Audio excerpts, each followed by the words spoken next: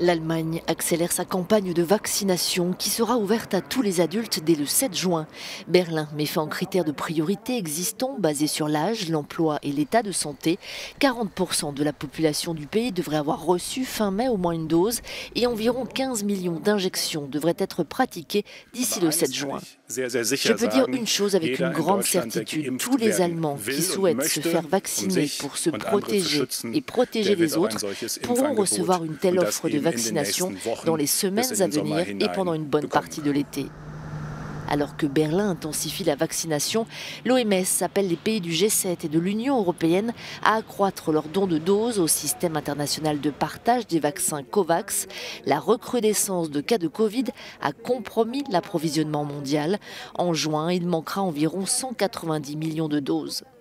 Pfizer s'est engagé à fournir 40 millions de doses de vaccins avec COVAX cette année, mais la majorité d'entre elles le seront au second semestre 2021. Nous avons besoin de doses dès maintenant et je leur demande d'avancer les livraisons dès que possible. L'Ukraine a du mal à se procurer des vaccins dans un pays de 42 millions d'habitants. Seul un peu plus de 8000 personnes ont reçu leur seconde dose.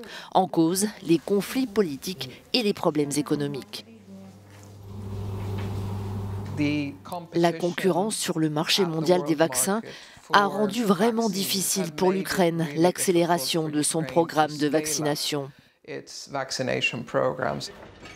Les Anglais, eux, peuvent désormais dîner à l'intérieur d'un restaurant, aller au pub ou assister à un match de foot au stade. Les retrouvailles à la maison sont de nouveau autorisées mais limitées, et ce, malgré l'inquiétude face aux variants indiens. Il y a aujourd'hui 86 localités où il y a 5 cas confirmés ou plus. Le deuxième cas le plus préoccupant est celui de Bedford où nous procédons à des tests. Du côté des vaccins, selon des travaux préliminaires menés par des scientifiques américains, Moderna et Pfizer-BioNTech devraient rester efficaces contre le variant indien.